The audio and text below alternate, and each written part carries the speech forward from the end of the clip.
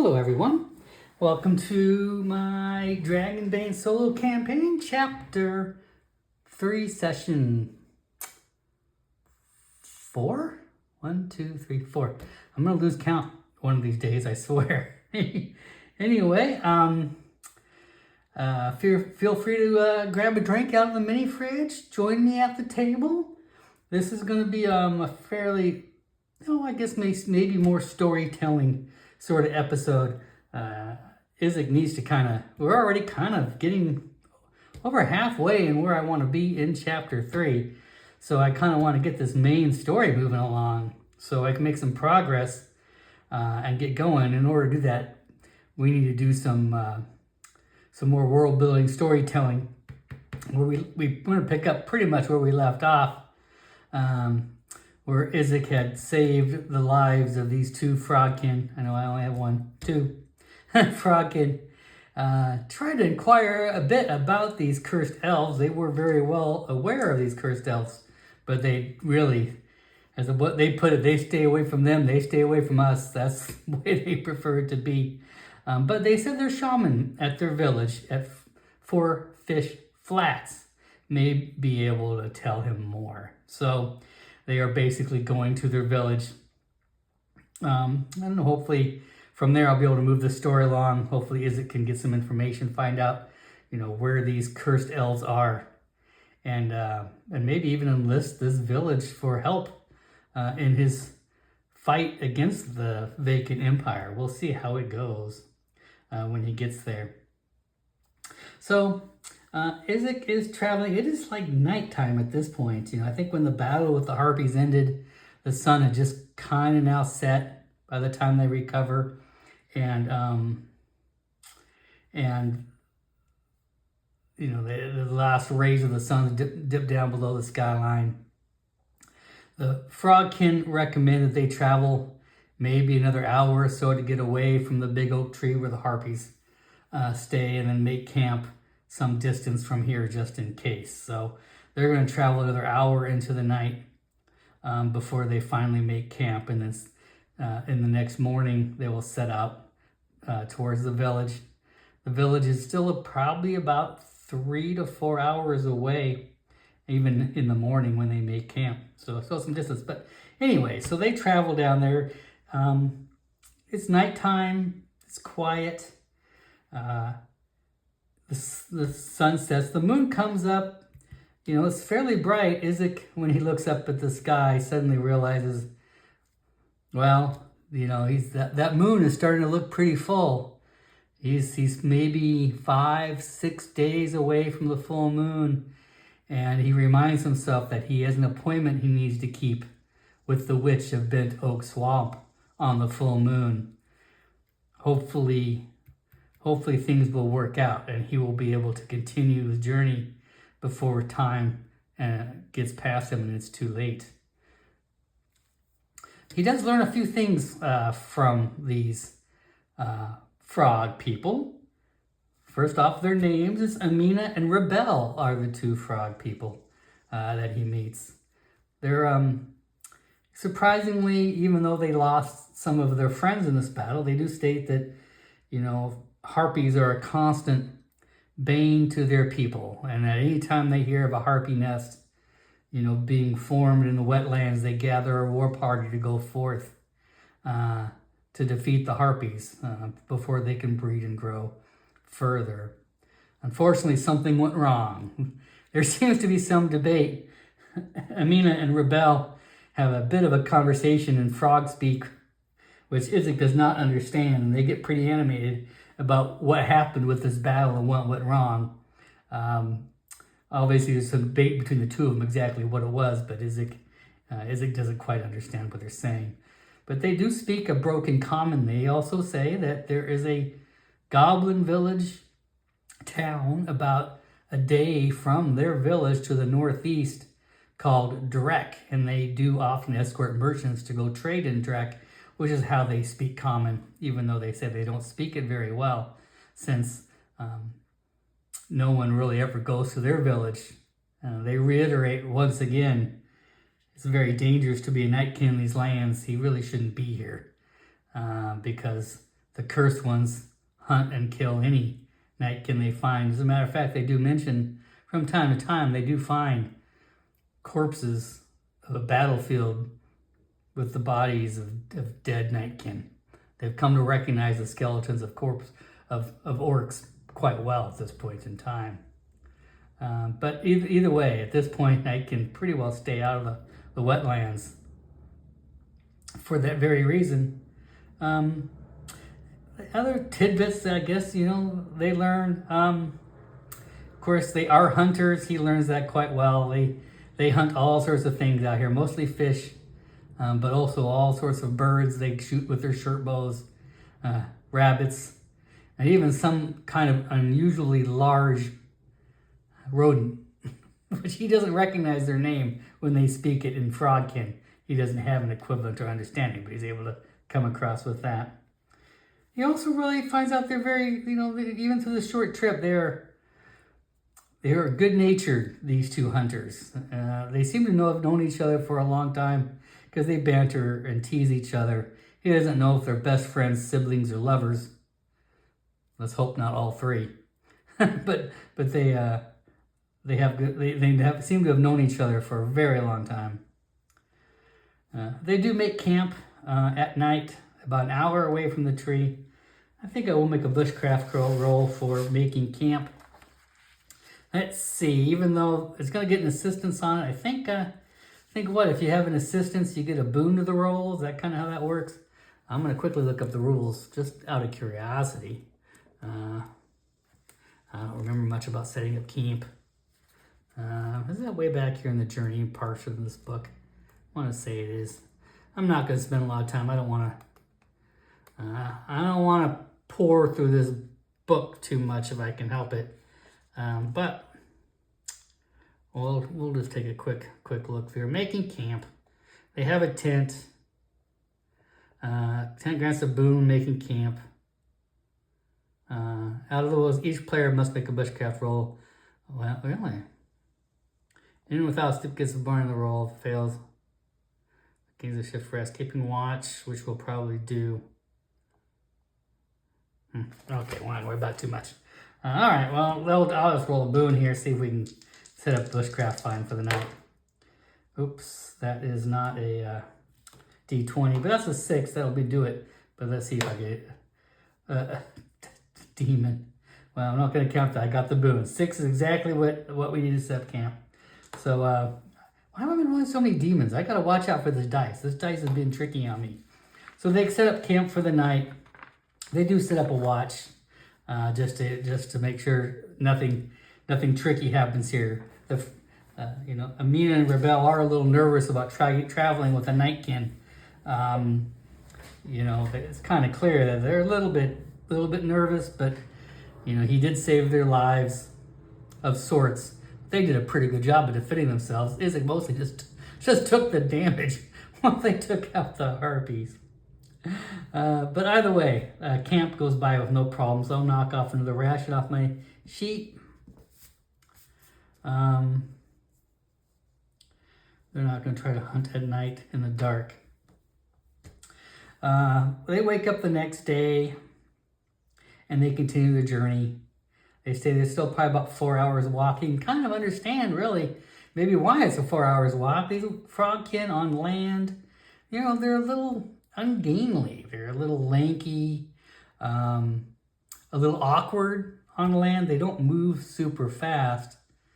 But when they get to the spots where there's water, they dive into the water, and suddenly they're as fast and sure as anything. It's really Izzek that's walking on land that seems to be slowing them down. He has this slight feeling if they take the channels back home, they would be home probably a lot quicker than you think. But they don't seem to mind or complain about it. And Pork Chop surely isn't about to go in the water. but he gets to know them quite more. And like I said, they're quite friendly and gregarious as they get to chat with each other. He's never met Frogkin before today, as we learned. But they're surprisingly warm and jovial kin.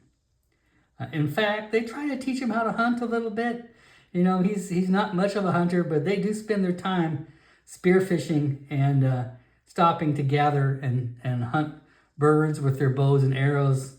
While they are traveling, they attempt to teach him how to shoot a short bow, which Izzek doesn't really use bows. He's never really had one, but they try. They give him some lessons. I know with our training rules in Dragonbane, I think you need to,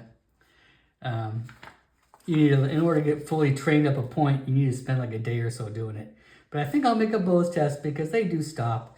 They don't seem to be in too big a hurry, really, to get home. I'm going to make a bow check just to see if Izzek succeeds in a bow check. 8. He does not. But they say he has a good try, Izzek. He gives a good attempt at it.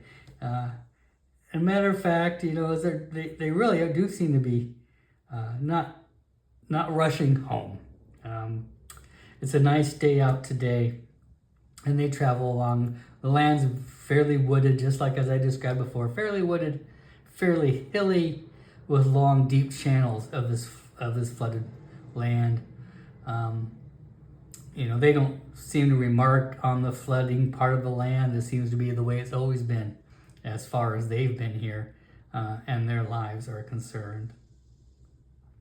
At one spot, they do come across a small lake, in which case they really do swim and fish. And they convince Izzek also to come out and swim with them. Like I said, they are a lightheaded, fun place. And as their friendship develops, Izzek too feels a certain friendship and kinship and a lightheartedness he hasn't felt in a while. It's been a long time since he's been away from home.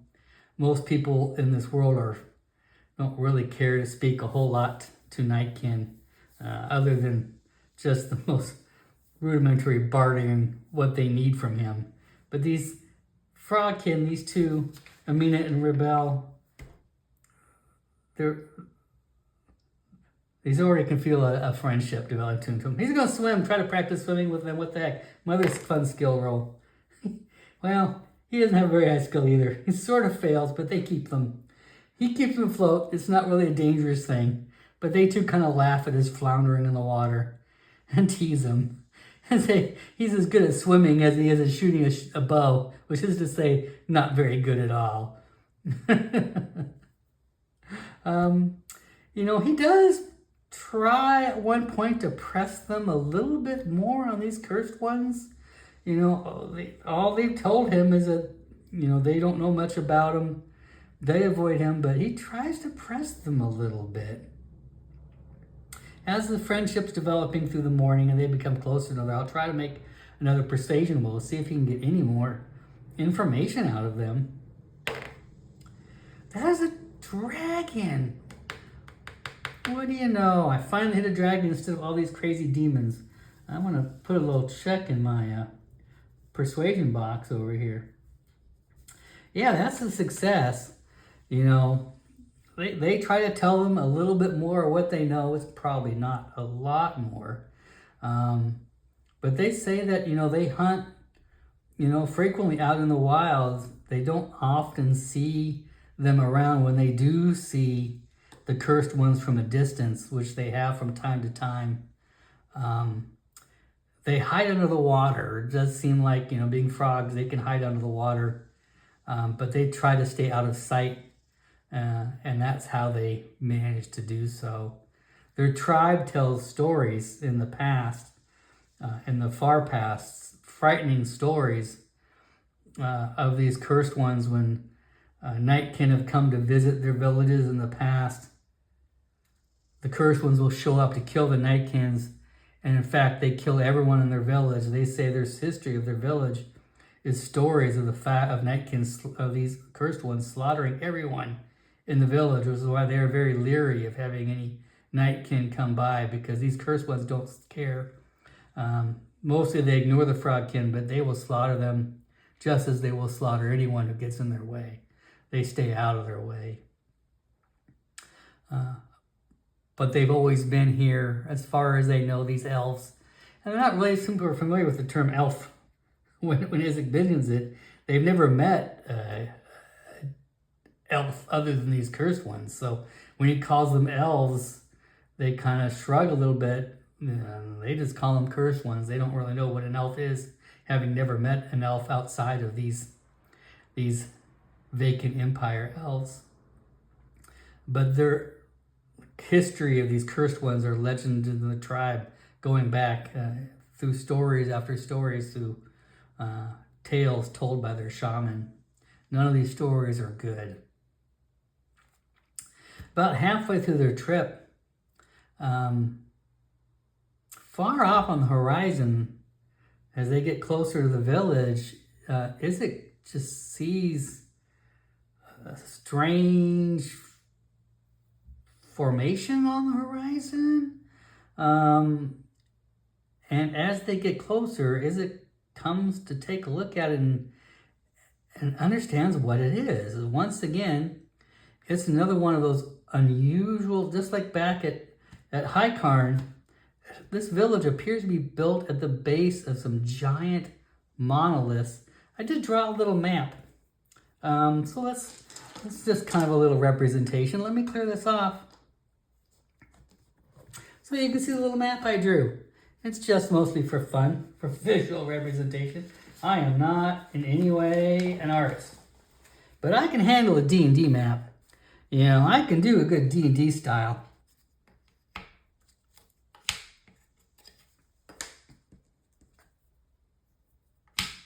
Okay, let's get rid of this forest scene. All right. As you can see here, I kind of drew a representation of this village of 4 fish flats. It is a fairly large village. I might make some rolls on our oracle table just to see get an idea of how large, how powerful. But there are giant stone monoliths, 4 of them, surrounding part of the village. They tower up in the sky. Once again, as huge as the hinge way out there in Highcarn. At one point in time, these stones had to have been moved and built by giants. They tower up into the sky. This largest one here, oh, maybe I need to move my camera up. I better take a look here. It's not too bad. I'm going to raise it just a little bit. Okay, sorry for that movement. But the largest monolith towers over the village for sure and can be seen from some distance away, as can the 2 around it. This one here is a little shorty. Here on the side. The village itself is riddled with channeled streams, which the frogkin frequently lose. They use it to navigate through the village quickly. And they are obviously frog-made streams, as they've been channeled and carved and created by the people who live here. There's a large lake over here. These monoliths are decorated in beautiful murals of orange and blue, as is all the yurts. These buildings are all yurts. Is that the right word? Yurts. Made of wood. Wooden yurts that surround the building. I don't have a brown marker. Makes it a little harder to draw wooden yurts. Anyway, surround the village. There's a large pond over here. Here is smaller ponds where you can see young frogkin children playing and being raised, tadpoles, if you will. And this is the village of 4 fish flats. This appears to be the central hut. It's quite large. It's one side of it is built into the monolith, well, not into the monolith, but the monolith forms the back wall of this yurt. And they're all very permanent structures. So as they ride up, Izzek, of course, leaves Old Pork Chop outside of town a little bit so he doesn't make people nervous, although, you know, his frogkin friends didn't seem too worried about the giant wolf in their presence. I know, I'm going to do something kind of fun. Let's roll on the power tables here. I am kind of, you know, I've made my village. I'm really just here for storytelling and fun, but I might roll on some of these fortune charts just to get kind of an idea of the scale of this village. Let's roll on the scale of the fortune chart here. I think you got good enough peek on it, right? Maybe I'll lower this camera back down a little bit more. There we go, just so we can see this table okay.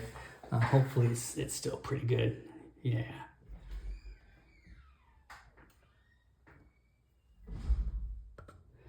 Okay, let's see here. Let's roll on the scale of this 4 fish flats. Out of curiosity.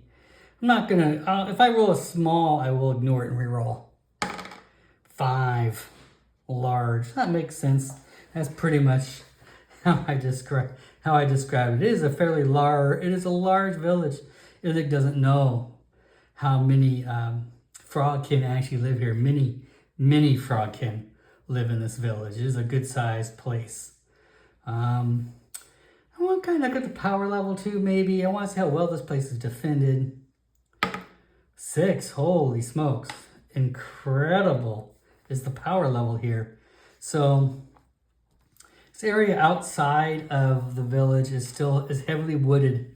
In fact, it seems almost like they have groomed the trees around the outside of this village to almost be a formidable defense for this village. Even around the outside here, outside the ring of trees, there are wooden spikes in the ground, a bit of a barriers here and there, not quite so much as a full palisades, but pretty close to a full palisades around here. This village is heavily defended almost by the natural environment. The trees are so thick that there would be no way you would be able to get any sort of large force in here. You know, at any sort of speed, you'd be so slowed down by the woods, you could never make it. And there's even wooden barriers around here preventing entryway. At the corners of all the rivers that lead outside the village, he can see well fortified, covers here of weapons filled with spears and bows. Warriors, frogkin do look like they have camps and areas around the perimeter where they do indeed patrol. Izzek asked them, he asked Rebel, have you guys ever been attacked? And Rebel says, well, no. No one comes here anymore, but the story of our village being destroyed by the cursed ones has happened in the past. The shaman grandmother will tell you more. I'm sure she can tell you the stories of our people. It's not going to happen again. We will not be destroyed by anyone, nightkin or cursed ones. Elves, they say, kind of trying to say his tongue in a sort of in a rough way. Okay, I like that. That immensely powerful. This area is quite well fortified. I don't think I'm gonna look for quality. The reaction, I think we already know they're pretty wary. I don't think I need to roll number. I think power and number kind of work together with it. All right. We've got a little better idea of what this village is all about. It's a little bigger and a little more fortified than I had originally thought when I originally created it. I did mention the murals along the wall here. The monoliths are painted with beautiful orange and blue murals. All the yurts themselves are decorated up with beautiful murals. It's a very colorful village. Here where they are currently treading is mostly farmland. Down here where they seem to grow rice, primarily things that grow in the water. There's also a natural asparagus-like thing, as they tell them. It looks like big stalks of asparagus, almost as tall as the frogkin themselves. They say they chop it down and harvest it for food as well. Anyway, it's a vast food area right around here. Natural pond with more people over here. Anyway, as they travel, they do go into the great hut. There's people playing. They seem, when they see Izzek, everyone stomps and stares and gawk, and most of them back away. But he is just one nightkin. I wouldn't say they're really afraid, but they look very surprised. Like it's been a long time since they've seen anyone other than Frogkin in their village. As they get inside the hut, it's a large hut. You can tell this is a central meeting place for the people of this village. And there is an old Frogkin, I guess, woman, because it can't really, the two Frogkin he's traveling with, Amina and Rebel, look exactly alike to him, although they seem to indicate that they are male and female. But hey, who's he to really judge? But she sits up on kind of a throne at the base of this monolith that towers up past the yurt. The central of the yurt isn't open up for flames from fires. A big fire pit in the middle of this yurt. The yurt is open in the very center of it.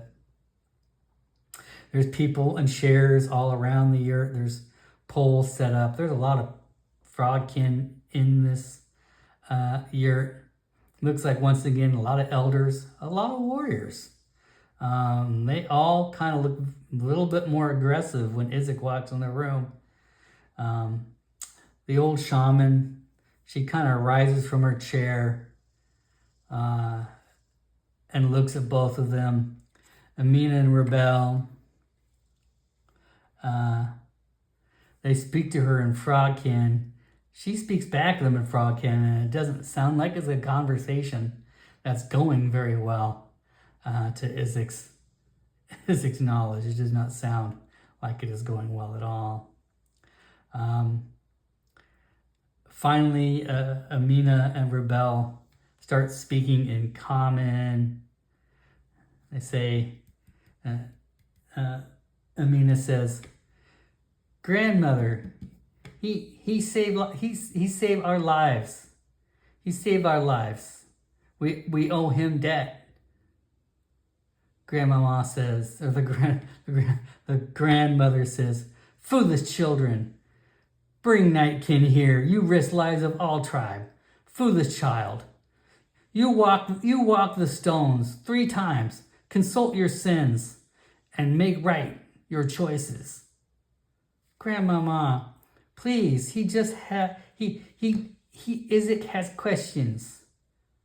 He just wants answers. He wants to know of cursed ones. Please, Grandmama, he won't stay long. Grandmother looks at Izzek. "Foolish Nightkin, you not welcome here. You go now." Izzek says, I'm sorry to bother you, Grandmother," and he kneels before her, takes a knee. This surprises everyone in the room. There's a bit of a gasp, a little of a hush shock. They kind of murder themselves. Even the grandmother looks a little bit surprised, but he shouldn't be. Izzek is a Nightkin. Shaman are very important to Nightkin. They will occupy the same roles among the Nightkin that they occupy, I'm sure, among the frog people. The shaman are the lore keepers of the history of the tribe. They are the voice of the wisdom of the tribe. They provide the tribe guidance from the past to the future. There's no shaman that would ever get disrespect from a Nightkin. That includes this shaman here. Nightkin are it's not like the Daykin with their strange churches and temples and authority and gods. Shaman are the true leaders of their people. They may not be the chief, they may not be the war chief, but they connect the past to the future and connect the wisdom of the elders to the present. There's no Nightkin who would ever disrespect a shaman. He shows her the proper respect. She kind of, a little surprised by this, but not super surprised. She is the shaman. Why you here, Nightkin? You leave. All Nightkin die when they enter wetlands. You shouldn't be here. Go back to your home in Drek. Says, grandmother, I'm not from Drek. I'm not from the north. You not from the north? Goblin, where are you from? Izzek says, I'm from far to the south. Far to the south? You from strange grasslands? No, grandmother. Further south. You from Kin City on Ridge of Stones? Further south than that, grandmother. Oh. He seems a little shocked. You do look strange, goblin. You do not look like from Drek. I'm not a goblin, grandmother. Grandmother says, what? You know goblin? You not from north? Why you here, Nightkin? You should go back to your people. Or go north to your people. You should not be in this lands. Grandmother, I need to know more about the cursed ones. Time for maybe a little bit more of a persuasion roll. Let's give it a shot. A 9. I did succeed at a persuasion roll. The grandmother says, why you want to know of cursed ones? Cursed ones kill your kind. That's all you need to know. You meet cursed ones, you die. That should be enough. Foolish child, you walk stones 3 times and think upon your sins. Izzek says, no, I understand, grandmother, but I've been tasked. Grandmother, I need to know where the cursed ones are. I've been tasked. I need to kill the cursed ones. Grandmother says, you know kill cursed ones. Cursed ones kill you. We know many times through history, Night can come from northern lands. They bring their war parties. They bring their orcs, and they bring their spears. They bring their swords. They bring the big ones with their big clubs. They still all die to cursed ones. Foolish child. You by yourself think you kill cursed ones. You mad. You must be mad. We escort you back to Northlands, where you be safe.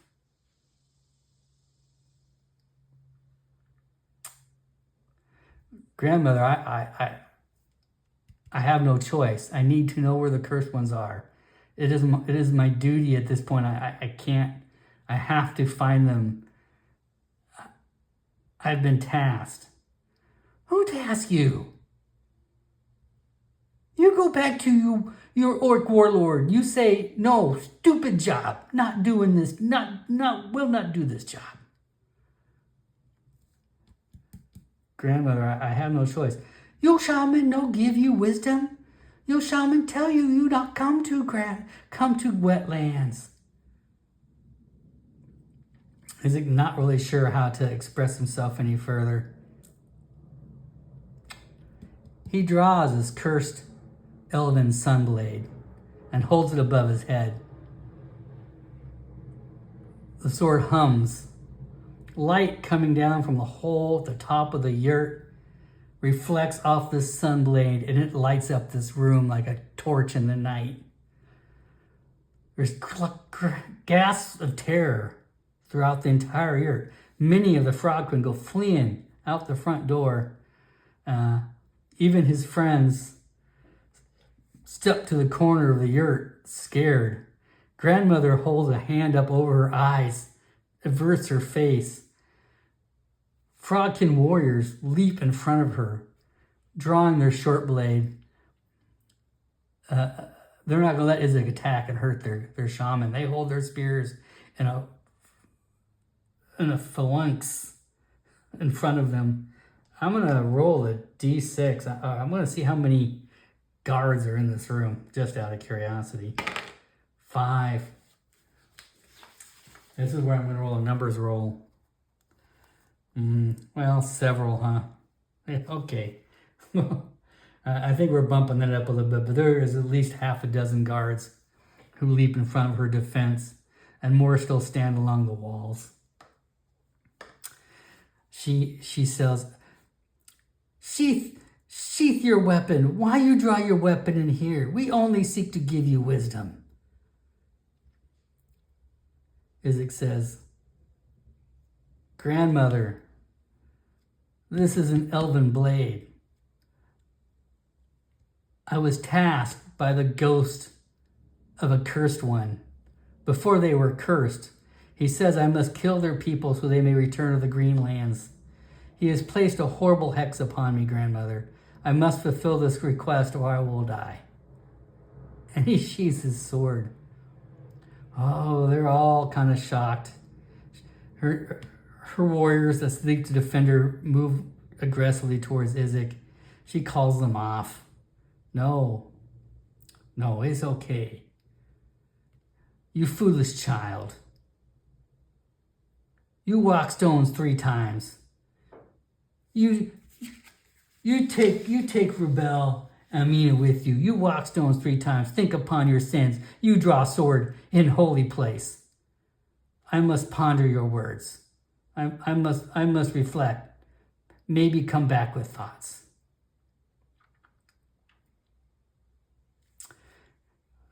Izzek and Rebel, he leaves the place. They look a little bit stunned at his actions. Amina says, "Oh, what was that blade? Don't recognize that blade. That's scary. It shines like sun." Izzek explains it is meant to kill these cursed ones. Oh, it killed cursed ones. Maybe you have chance. Maybe Grandmother hear you. We must walk the stones, reflect our sins. And they walk all through the corners of all the stones. They circle each of the big monoliths 3 times. As requested by the grandmother, there are pretty frequent trails around these giant monoliths. This must be some sort of ritual that is performed by many members in the tribe for reflection, just as the grandmother said. Izzek's not sure what sort of sins he has to think about other than the fact that he should never leave the roads when he's told never to leave the roads. He does feel a little bit regretful that he drew the sword in the room, but she had to see what he had in his hands. He apparently had to show her that he's not just one Nightkin. He has been given a gift and a curse that may assist him in this task before him.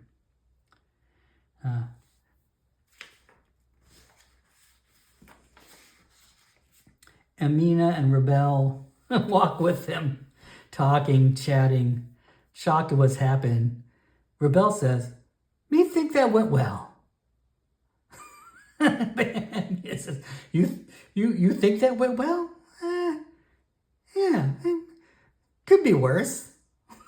Rebel says, I think you should walk around stones 2 more times than us, because you're still foolish. Either way, they finish, and they go back inside. Eventually, your grandmother appears to be waiting them. It takes them probably, these are huge monoliths. They tower up into the sky. They're easily as large as, such one as large as this big hut. They're mammoth. It easily takes an hour for them to walk around these stones, especially 3 times. I mentioned once, when I first started this chapter, that the Witch of Bent Oak Swamp, her influence is starting to be felt in these lands. Her influence is oddly a little stronger, maybe influence is the wrong word. Maybe influence is not the wrong word. I should say her presence somehow is felt a little bit inside these lands. I'm going to use an oracle. The Queen of Pentacles.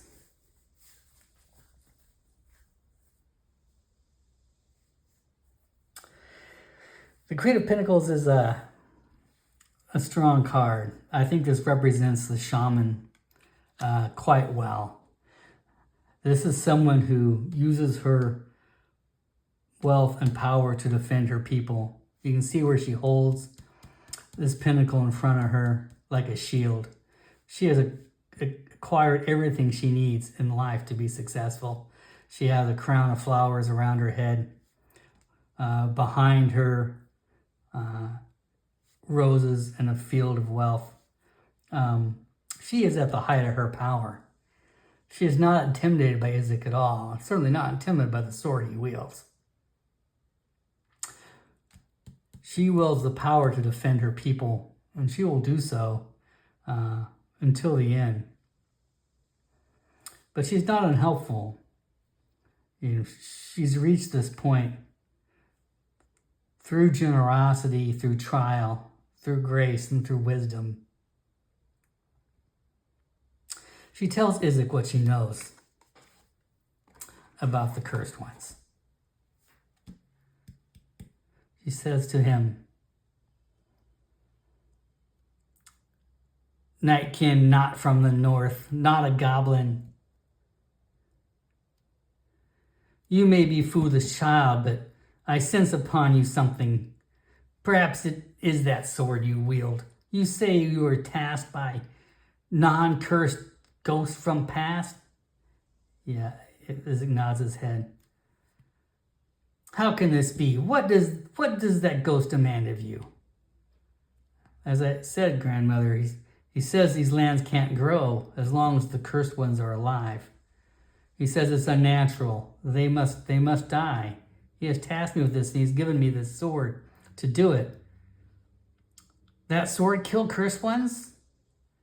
Yes, grandmother, I've killed one myself.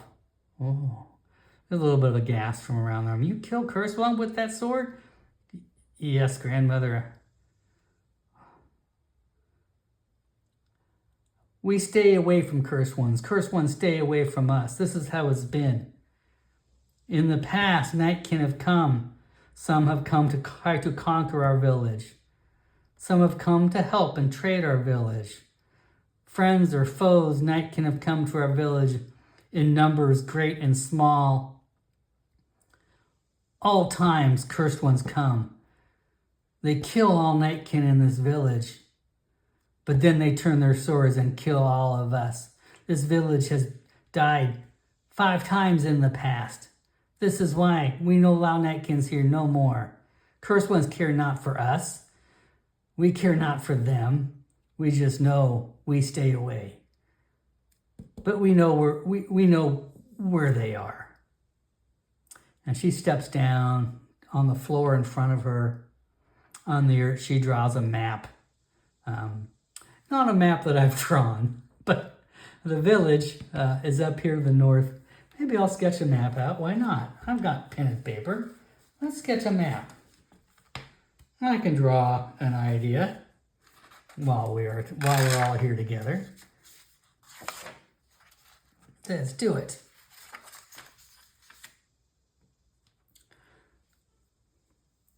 Up here, 4 fish flats.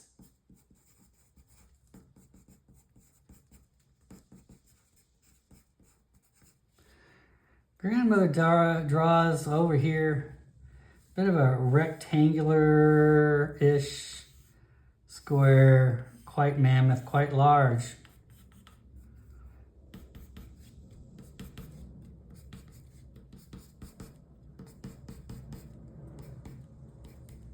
Look at this. Okay. She draws what looks to be kind of a road. She draws a trail here, kind of Must be the road. Izzek and Amin and Rebel came from here, but they weren't on a road. But there's a road apparently here. The grandmother shaman says, this lead to coast. More Frogkin village here. But that far out. Here be plateau. She speaks common better than her children, for sure, her grandchildren. Old ruins here. Old city of cursed ones. We see from distance. Buildings tower to sky, buildings toppled to ground. One time, ancient city, so legends say. This is home of cursed ones. We know see cursed ones. Sometimes we travel down road, but we stay away from plateau. That's where cursed ones lie. We know go here. Any who go here never come back.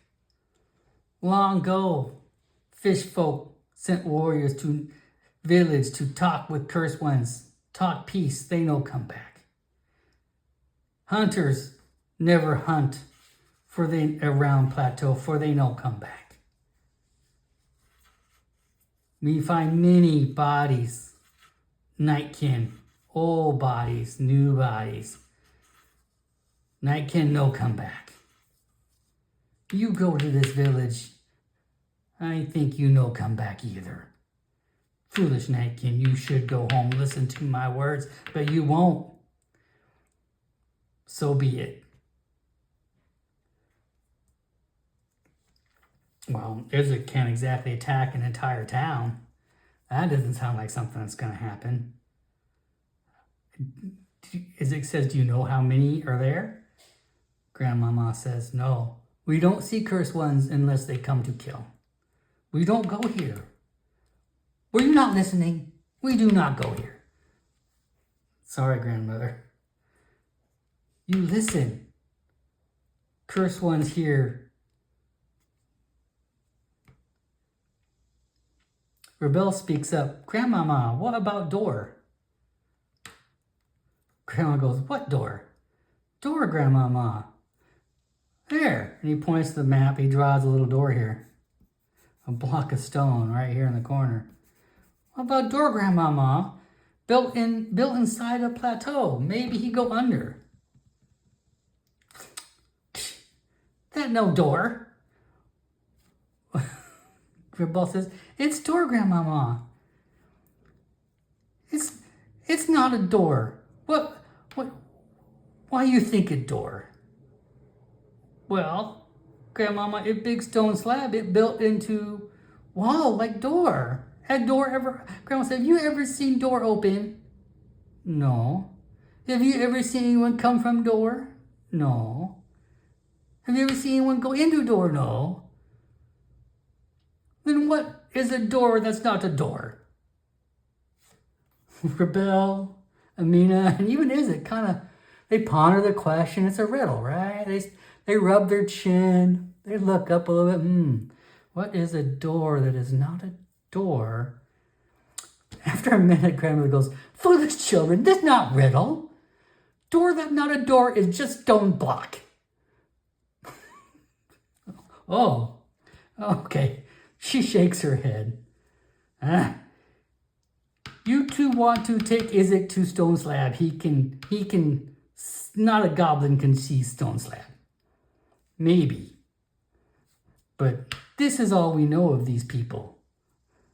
Not a goblin from not the north. You meet your death in this ruined city. You should heed Grandmama's word, but you know heed his word. Perhaps Amina and Rebel, maybe they lead you there.